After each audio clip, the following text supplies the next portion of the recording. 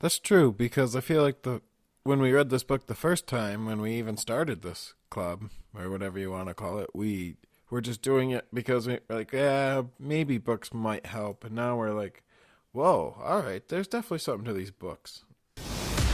Welcome to Learn With Us, brought to you by 3o3andyou.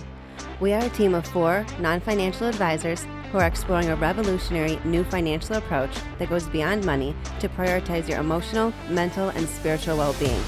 Through weekly meetings and engaging podcasts, we strive to help you improve all aspects of your well-being as well as ours. Come join us on this journey of growth and self-improvement because at 3o3andyou, we believe true wealth extends beyond dollars and cents. Happy learning! Hello, everyone, and welcome back to Learn With Us, brought to you by 3o3andyou. I hope everyone had a good week. We are starting the next book, Retire Before Mom and Dad, by Berger. We'll be discussing the first 3 chapters of the book, which is basically a little breakdown of everything we're going to go over today. I have everybody here. Something happened with the intro, so it got a little messed up. So we're going to jump right into it. It'll be Amanda actually reading the whole 3rd chapter because it's a short little story, but it gets the point across what the book's got in store for us. So Amanda, take it away. A note to Mom and Dad. Dear Mom and Dad, my name is Berger. I'm the author of this book, Retire Before Mom and Dad. I have some good news and bad news for you. First, the good news. Your son or daughter has taken the red pill and will be going away for a little bit. They are going on a journey that will change their lives for the better. This journey will teach them how to achieve financial freedom faster than they could possibly imagine. Now to the bad news. Your child's transformation may make you jealous. As a father of 2, I want the best for my children. I'm sure you want the best for your son or daughter too. But let's face it, it will be a little hard to take when your grown child is financially free and you are still grinding away at the office. You should start preparing yourself emotionally for this eventuality. Even better, why don't you join your son or daughter on their journey?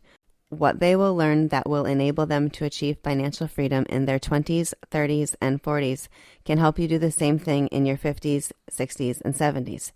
If you have very little saved or even nothing at all, this book can help you get back on track. In fact, the very strategies that enable some to retire early can empower those who started late to retire on time. It's never too late, and besides, wouldn't it be fun if your son or daughter retired with mom and dad rather than before mom and dad? I hope you'll join us. Best, Robert Berger, retired at age 49 and again at age 51 and back to work. I love at 52. That's my goal. What is better than retiring before mom and dad is with mom and dad. Right? I just want to be able to do work that I love when I want and how I want. But if retiring before them is sooner than with them, I'd still prefer to retire before them, just saying. It's not personal, but It's like, I love you, Mom and Dad, but peace out. I'll be at the finish line. So it goes right into chapter 1, I guess, would be the best place to start. And he basically, if you've never seen it, goes over the Matrix. He did. I did feel like he kind of stole a great introduction, but if it works, it sets the metaphor too for the rest of the book. With the red pill and all that stuff. No, it's almost, what's a better metaphor, though, because we're all falling for that trap. We all want to get a better house, get a better job, but none of that's going to ever help us in the end. It's all just shiny objects to distract us. Yeah, we've all been duped. That's what he calls it. So hopefully everybody's taking the red pill, ready to go down this journey with us. Well, what does it mean? What does it mean to take the red pill? For me, was when I finally realized that the money I was working for wasn't mine to keep. So I feel like that's the red pill, is giving your money away and never trying to keep any of it. Do you have a better? No, well, I guess this guy says that if you take the red pill, it means that you realize that... Like, it opens your eyes to reality. Oh, if we go off our last book, it's pretty much the glass being removed. The yellow glass, always seeing it out, the world in a different lens. Yeah, it's exactly like that. If I can quote this guy, he says, in our world, the deception we've come to believe about money and happiness comes from many sources. It comes from TV commercials, our parents, our friends, complete strangers, magazines, and the internet. And then he says there's 5 lies that if you realize they're lies, then you've taken the red pill. I kind of like those. It's like playing a video game. You have to you have to get 5, beat 5 temples, and then you get to the final boss. And you realize you've been playing the wrong game the whole time. Oh man, that was my 20s. So what are these 5 lies? The first one, financial freedom requires a large salary. And if you listened to our podcast before, you would know that is definitely a lie. That it doesn't matter about your job. It's all about what you save. It's not how much you make, it's how much you keep. Exactly. 10% of whatever you're making is... Dude, we should mention that this guy's, the entire book relies on the premise that you're going to invest your savings. Yes. I wrote down an example that I wanted to say. It was, if you saved $5,000 per year for 45 years, which is like the average time that you work, and I think if you divide that, it's like $416 per month. So really, I guess that would be like $100 a week, whatever. So that equals $225,000. And then if you invested that with the average return, he says that your $225,000 would turn into $3,421,620.11. Yeah, that's nuts. Because of compound interest, it doubles every 8 or 10 years, I think. Every 10 years, your money doubles. So the last 10 years, your $1.5 million doubles to $3 million. Right. But and that's insane. Yeah. Like, you can't even do anything with that. I Like, didn't. Try to retire on that. You got what? Maybe a little house somewhere. And if you do it just right, you can live. What, $3 million? I mean, I didn't house wherever know you want, and you can live the rest of your anything life for sure. about that before. And once I actually learned it and understood it, my mind was so blown. I was like, once you actually get a certain amount of money saved, the way that it literally doubles itself just right before your eyes.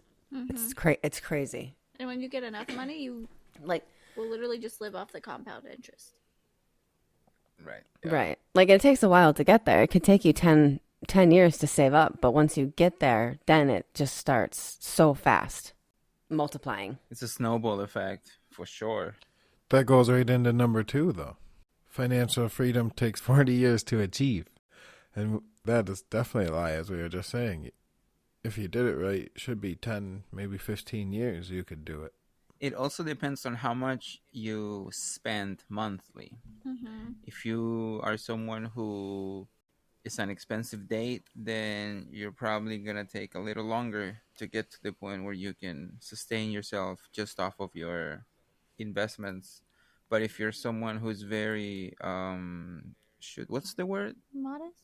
Yeah, like you have a modest life. Thrifty? Thrifty. Anyways, if you live your life like that word, then you'll need a lot less. Like if you spend $2,000 a month, then you only need like $900,000 invested to live off of the. But you also have to remember, Interest. once you start getting more money, how much do you want to be able to spend a month? Frugal is the word. Frugal.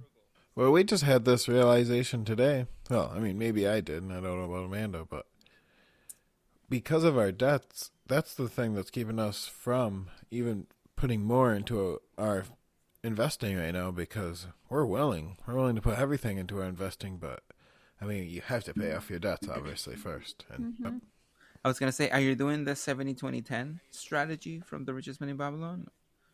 Or different strategy?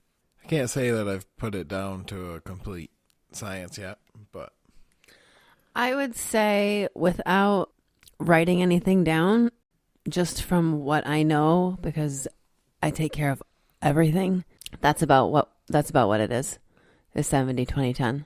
But we do, our first bill is definitely us, every time. Stash is the first payment. Yeah, stash is actually right now is more than 10%. Nice. So we're investing more like 18%, I would say, right now. Nice. From That is so cool. from one weekly paycheck. So, yeah, we don't really, and we really don't buy anything anymore that we don't need. But if we were out of debt, I think it would easily be 30. Yeah. I But mean, we would want it to be. if we were out of debt, I'd be putting 50% in it. If we, whatever we could. Everything that you could. Yeah. For sure, because then, like I said, then it'll only take 10 years instead of 30. As soon as you, like, the more money in there, the quicker you're going to get to where you want to be. So the other thing this guy mentions is that financial freedom is not a destination; it's a journey. It's a journey. Yes, it's a journey. Yeah. So that's why it doesn't take 40 years to achieve financial freedom. It might take less because, let's say, you can start to enjoy the fruits after 6 months or a year or 10 years. Less, I would say. You guys, we're already seeing the... No, I was just going to say that. You might be able to realize that you don't have to work 54 hours a week. You could do just 30 hours, and with everything the way it's going, it's not going to affect it much. And you'll have time to start working on other projects you want to work on. And maybe, as we say, it's not about how much money you make, it's how much you keep. So if you're making extra hours at work, but you're blowing it all on coffee and energy drinks because you can't sleep, just do the job, then it's kind of pointless. What's number 3? Happiness is expensive. Okay, well, that one's easy. Happiness is expensive because that's really up to you, as you were saying. Yeah. I mean, if Yeah, it depends. Do you want you want a mansion and everything, Do you want to drive a then Honda? yeah, it's going to be expensive. Yeah, it's like, do you want to drive a Honda or do you want a BMW? What do you want? Do you want a Ferrari? Yeah. The thing is that Mercedes. this guy says that you gotta be careful because if you listen to the Matrix, then they're all telling you that you do need these things to be happy. Like you need a house to be happy, you need a car to be happy, you need expensive clothes. But Yeah, he says that this lie number 3, is the most pernicious of all of the 5 lies. It uses our own habits against us. We so often spend money not from deliberate choices, but from the habits and routines of life. Once these habits form, they are difficult to break. Yeah, from Warren Buffett. He's an investor. You want to read it? Yeah, I'll read it. It says, as famed investor Warren Buffett has stated, chains of habit are too light to be felt until they are too heavy to be broken. That's a powerful quote. It is. It makes me think of the house that I'm not quite sure what chapter it is, one of these 3, but people have literally like 100 times the amount of room they need in their house, isn't it? Oh, no. According to Forbes magazine, the average American home has grown from 1,000 square feet to 2,500 square feet. And Americans still spend $24 billion a year on self-storage. Self-storage, which that's is how just much worthless junk we have. You're letting rot in a shed. Yeah. insane. And we have a lot of junk. I know we do. You are a super hoarder. Of junk, though. You're right. It started as It's junk. not like we're buying all these things and storing them. Like a lot of them we like find on the side of the road. Like one man's junk is another man's treasure. But still, we like our stuff. People like stuff. Which I think is a mentality thing. Yeah. That's what I was getting at. Was people like things. No, is that a matrix, though? That's a good question. I think so. One of the problems with liking things is that things keep your mind entertained from what really matters, which is your financial independence. Yeah. If you have a lot of things and you have to constantly be thinking of where to keep them, how to maintain them, get special oils, and dang, it's all a trap. Wow. True. It also, I just like how it says this, routines and habits. It says it's like quicksand. It's difficult to escape. Yes, exactly. And you don't even see it coming. It's like, that's literally perfect. Right, because it happens by a force of habit, so you don't. You're just walking down the road. It's a gradual process, what am I so doing you don't realize it, and then until it's too late, and technically, it's literally your fault. It's like it's your own fault. You know, that's deep because there comes a point where you just have to stop blaming your environment. Like you are exactly who you want to be. Oh no, actually, you're exactly who you want it to be. there's a lag. I think it's like a 2-year lag. I forget how long. You should never be the person who you wanted to be because that should always be changing. That's what you're saying. Oh, The 2-year well, lag is because you're never catching up. no, to your... what I'm saying that you're responsible for your whatever's happening in your life. Chances are that you did something or didn't do something that brought it up, that brought it into being. And the other one is that, let's say I decide to work out. I'm not going to see the results of working out, of that habit, for, I don't know. I don't think it's 2 years. Might be less. Maybe 6 months. Oh, so you're like, I get what you're Yeah. saying. It's your 2 years of your life are kind of what you're basing yourself off of right now. It's like, exactly. It's like, oh, the person that I am right now is the result of the decisions that I made About 2 years ago. Oh, that makes sense. It I seems- agree. I can see that. What's number 4? Well, so far we have, Go let's down. see. Right here. We've had financial freedom requires a big salary. That's the first one. The second one is financial freedom takes 40 years or longer to achieve. The third one is happiness is expensive. And the fourth one is investing is complicated. What? But it is. No? It is and it It's isn't, not but as nowadays complicated as it it's used to be. completely different. You You're just right. I mean, even if you want to go as basic as Robinhood, that can be the change that you spend on every dollar, isn't it? It rounds up. Acorn. Oh, that's Acorns. Or That's acorns, thank you. No, yeah, you sorry. well, it's like you just on Stash, Robinhood, any of those, you just maybe a company that you really like, or you maybe heard people talking about a certain company. Just Google it, read about it, set it on automatic investments, and then boom, every week you're investing. Yeah, it's literally takes you enough time to learn any other app. Well, if you don't even want to do the research, think about what do you use every day. Are you a baseball player? What player would you pick on that team you would know the best? So think about that. What do you know the best? Like, what's the most famous? Is it Apple? You're like, oh, everybody has an iPhone, so then you're gonna pick Apple. He's the best player on the team right now. Like It's that invest simple. in products that you use or that you know other people use. That you know, yes. Invest in popular companies, things like that. But that's even without. I'm just saying, like, I know nothing about it, honestly, and I got on your Stash app the other day and transferred money from one into another, and it took me 30 seconds to learn how to do it. All you have to do is download the app and stare at it for a minute, and you'll figure it out. Yeah. So it really is that simple. It's got to be 100 YouTube videos too. I mean, I know it can get really complicated, and I know it is really complicated, and I know people spend their whole days sometimes learning and trading and whatever they're doing, but I'm just talking for the basic human. That's true. You can just do it off the app. You can. It's not hard What's to your- just get started. Is there a point though where you should be getting expert advice even as a beginner, or should you just be sticking to the app? And Guess it depends on how hard you want to go on it. Don't pay somebody to invest for you, because then you'll learn about that later. You're gonna end up losing a lot of money because you're gonna be paying out to somebody else. Yeah, I don't think if you're, so this is our opinion because we're not financial advisors. Yeah, just opinions. If you're just starting and you just have if you have a regular job, then don't pay anybody. It's not necessary. just stick to the apps. Yeah. Watch a YouTube video if you need to, if you have nobody else to ask for advice. There is so Yeah, it's much like do free your resources. due diligence and do your own research. Yeah, this guy's right. You can actually make it so that you only spend 30 minutes a year. Oh, when he said that, I was like, if that, now that I think about it, I mean, unless I want to. I'm looking at them because it's fun to me. I'm not looking at them because I'm like, I got to maintain this machine. It's like, something that I'm ready to work on, ready to Yeah.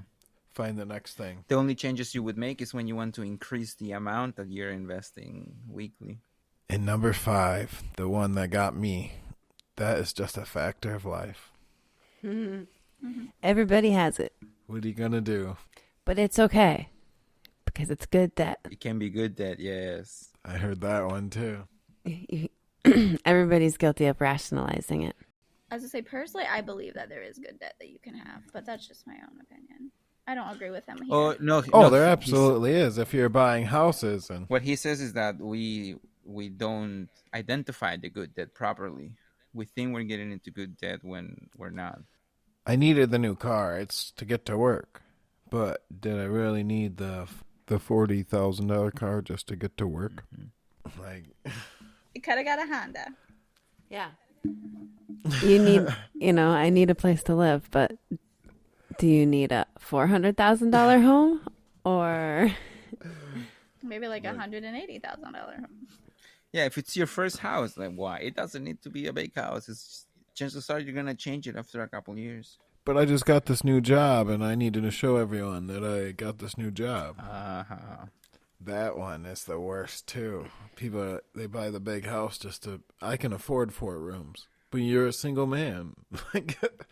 and then you got to get the new car to go along with it. Because you got an empty garage, and you don't want people to see that. That's embarrassing. So you need a radio. Oh gosh, what is this open space in this garage? They need a boat. What's the abbreviation for boat? Oh, my question was, did you guys ever get tricked by the car salesman act? What do you mean? I feel like I did when I was a kid. The whole, when they sit you down and they show you your expenses and how much it will be, and have to run in your credit. Well, that's Like, how it is every well, time you buy a car. Yeah, because I was like, I just want like a $2,000 beater. And he's like, well, why is that? Because you can't afford it? And I'm like, well, no, I can afford it. What do you mean? Like, he insulted me, and then I was ready to... Then I bought a car for the next 6 years. Yeah, I don't remember that happening to me. I just went in and said, I want this car, give it to me for this price or I'm not buying it. And then they wouldn't do it. So I told them I was going somewhere else, and then they lowered the price. Yeah, Rob literally says in the book that everyone is willing to help you see how much you can afford. Just like that car salesman. Yeah, because it's money in their pocket if you buy. So it says, these 5 lies convince us that financial freedom is not realistic for us. And the worst part is that everyone believes them. Mm-hmm. Now that you've taken the pill, you'll hear people talking, and you'll realize it. And you'll be like, oh, man, it really is that bad. Oh, it is. Yeah. I was at work one day, guys, and I got so irritated over something. And then I came home and I told Juan about it. I said, I cannot believe at how these people's mindsets are.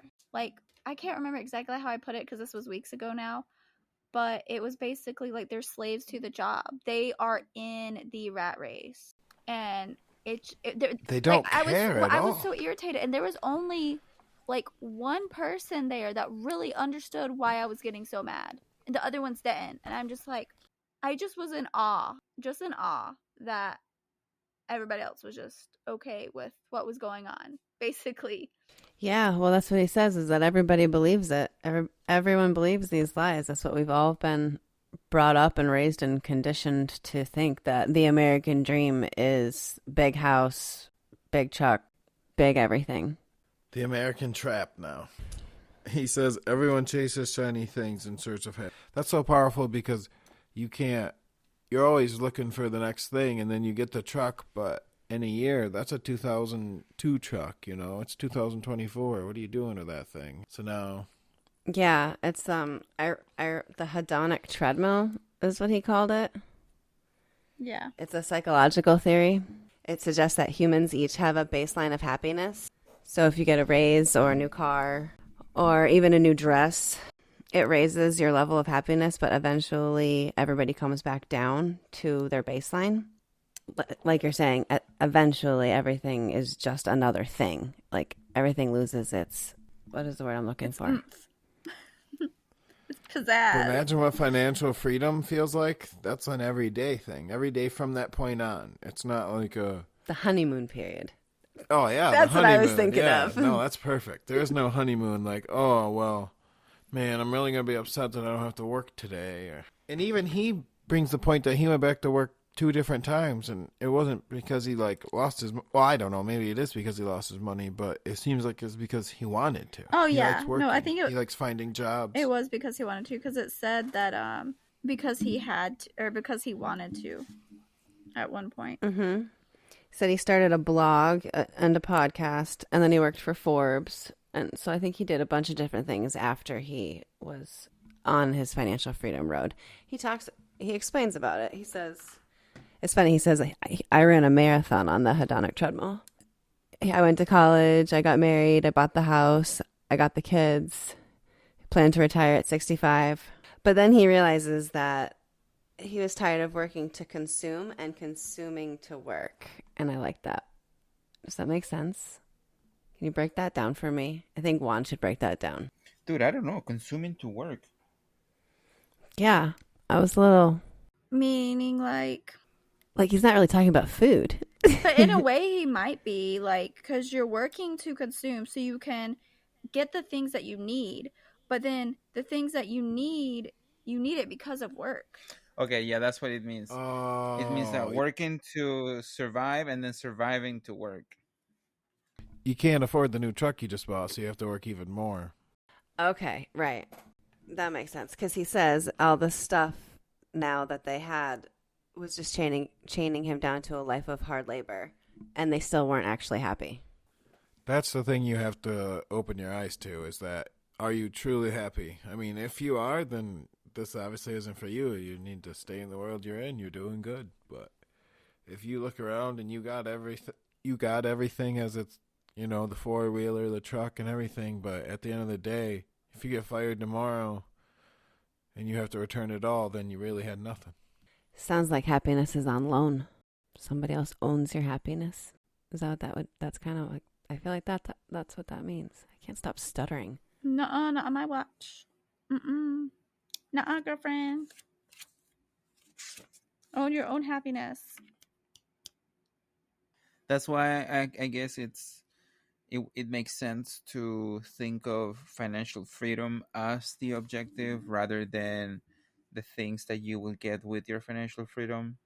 So instead of saying, oh, I want my financial freedom so that I can get me a sailboat and then travel the world, just go for the financial freedom. And then once you, because it'll never end. Financial freedom, you can keep going. No, maybe not. Yeah, I get what you're saying. Like, rather than your goal being like, oh, I'm going to buy a $40,000 truck someday. Like that, like that's a small, like, big deal. Once you buy it, then what? Exactly. It's gonna get old. It's gonna rust. So financial Only freedom if you're is in upstate. But I get what you're saying. Financial freedom is never ending satisfaction.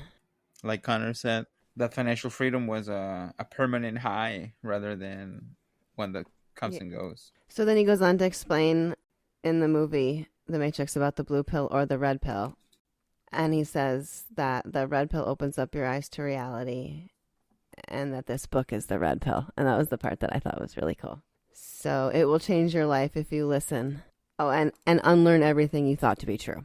Which I hope by now, unless you just started joining us, but you have already decided to swallow that pill. I feel like the important thing to point out is that, unlike the Matrix, as soon as you swallow the pill, it doesn't instantly turn everything out of the Matrix, and you don't. It's a slow process. I feel like you got to notice it over time and with changes, and it's a lifestyle. As he says, unlearn everything that you thought was true. Yeah, you have to approach it with an open mind. I might have said that. And then he goes into chapter 2, which is the game plan. Once you've taken the red pill, what's next? You gotta Making have a game plan. Get out of this debt. Because if you don't know where you're going, you'll end up somewhere else. I feel like that was me. I didn't know where I was going. I didn't care either. Never once thought about it. It wasn't even a second thought. Just walk down this road and do what you're told. Yeah, if you don't know where you're going, it doesn't matter which road you take. So that's dangerous. So he goes on to welcome everybody to the freedom fighters. Oh, that's why he calls them. Yeah. Which the freedom fighters are a group of people who believe the best thing money can buy is financial freedom. Amen to that. So I guess I want to be a freedom fighter. Yep. Me too. And then he goes over the superpowers that we all get now that we've decided to swallow the red pill. Well, really, he just kind of highlights the next 5 parts that we're going to learn throughout the book. The first one is your superpower that everybody has. It says the superpower of the freedom fighters is the money multiplier. That's what he calls compound interest. And that goes with Amanda's story from the beginning. The ability to turn the 225,000 into over 3 million. Exactly. Over the course of 45 years. Insane. That is crazy. without changing your lifestyle. It's just all from putting the money that you're going to put into savings into work. And not getting one raise, which is unlikely. That is a good point. Then we're going to go over part 2, financial freedom, and how to make use of your money. How to use the How to use superpower. Yeah, how to use the money multiplier. Can't read it. Look at it. I like how he points out that depending on when you start and depending on how much you save and invest affects how much money you will have and when you can retire. Because he says if you're someone who starts at 20 and you put in a good amount, you can retire in your 30s. And if you start in your 30s, you could retire in your 40s. But then it's fun. He says, but if you don't want to retire and you want to work those whole 45 years, and you still want to invest as much as you can, you are going to retire with a buttload of money. For sure. And I'm like, oh, so. Yeah, I do like how he simplifies and breaks down the math to figure it out. Because it's really not that hard once you look at what he has in the book. It might sound like a lot to figure out, but it's not. Part 3, the cost of happiness, which is a lot. Well, it depends on you, I guess, mostly. No, For it's not a lot. It's a good I chunk. say it's not a lot because the last thing that we just read that was a myth is saying that happiness costs a lot, remember? This part is the what do you call it when you Budget, yes. Small changes can make a huge difference. Yes, you make a budget. And then you also need to learn about the power of your habits and how they shape your financial future without your consent. You're saying that the habits that you picked up from everyday consuming, as in like we used to have with the channels, we needed 27 movie channels, but that's just because everybody convinced us we needed to watch 27 different shows. Did you ever watch 27 Right. different shows at the same time? No, we watched like 2. Yeah, That's why they're all gone. That's exactly why. Yeah, it just happened over time. And it just never really were aware of it. And then one day, it's like, boom, you're spending $100 a month on streaming services for shows that you don't watch. Yeah, we got rid of some of ours too, and I canceled some subscriptions that I had. Yeah, it's like he points out the myth of sacrifice, which because once you learn that sacrifice isn't really a bad thing, it's actually a good thing. And it can open up the door for more opportunities for you. Yeah, it's like going to sleep before Christmas. You want to go to sleep so that you wake up and open the presents. Well, to go with our TV thing is that now we also have hours that we have found other things to do, such as work on this podcast and other hobbies that we choose to do, instead of wasting them watching some TV show that by the end of it, yeah, it's almost the same thing as the temporary. You know, where like, oh, that was really cool, and then like 3 days later, we don't even remember that show at all. Yeah. Yeah, it's just another temporary high. It's just another temporary happiness. That's true. Part 4 is autopilot investing. He says that he's going to teach us. He said, if you're scared, it's okay. He's got us. He wants to get us to understand that investing doesn't have to be complicated. It can be very, very simple. That's going to be interesting. And then we finished up with part 5, go over the practical considerations, loans, debts, and how to manage it while you're also building wealth. That's awesome because that goes right along with our last book. You're still allowed to do the 10, 7, 20. It says that we finally look at obstacles that may get in the way as you move towards financial freedom. And it also says that your inner voice, it might be telling you things like you'll never have enough, you aren't smart enough to invest, you'll never get out of debt, your parents struggled financially, and you're destined to do the same. Financial freedom is for the rich people, not you. What does the idiot writing this book know anyway? Oh, sorry, that was my inner voice. That was funny. So That just lets you know that it's not going to go away because he still has it even now, as someone who's successful in restarting his business and writing this book for fun, he's still got this voice. Yeah, he makes a point to say that you have to be aware of this voice that you have and not ignore it. You more like you need to acknowledge it, but then don't give in to it and realize and basically tell it that it's wrong and that that's not right and that you do deserve financial freedom and just keep going and you'll get there, and ignore all that habush, dabush, mumbo jumbo, self-doubt bull. You got us. We're here for you. We'll help you through the journey. Do not fear, we are here.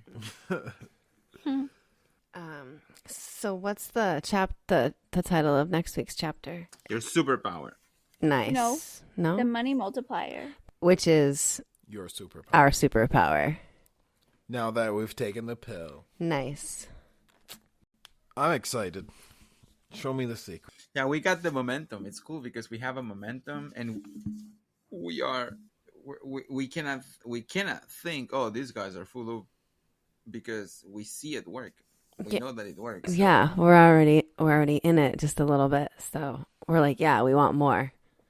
That's true, because I feel like when we read this book the first time, when we even started this club, or whatever you want to call it, we were just doing it because we're like, yeah, maybe books might help. And now we're like, whoa, all right, there's definitely something to these books.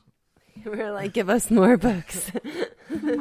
That's very true. It's like downloading all this Like data into your brain, like in the Matrix. I went to the library today.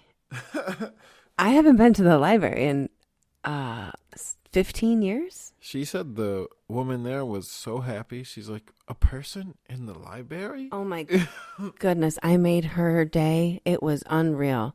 This nice little old woman. She was like, oh, you need a library card? I'll give you a tour. Oh, welcome to our library. She was so sweet. You want some tea and cookies? No. If she had some, she would have given me them. She was so, the joy it brought her to have somebody come in and want to use the library. It was just crazy. So that may not be everybody, but it's definitely, just to let you know, they're not going to be in there yelling at you. Like, these are our books. They're ready and excited for you. If anything, it's kind of sad. Like, why don't you go do a good deed and visit your local library? It's your good deed for the week. Make someone go tell your local librarian that you care about him. Yes. That's your call to action. We Go visit the appreciate local you. librarian, get a card, go get a book. Make them feel useful. Yeah. I'm serious. Wow, yeah. The last time I had a library card, yeah, that was a long time ago. See? Everybody needs to go do The it. forgotten librarians out there. They're sad. I saw one today. Call to action. Yeah, we're going to need like a noise for that. Get your library cards. Yeah, it can be like...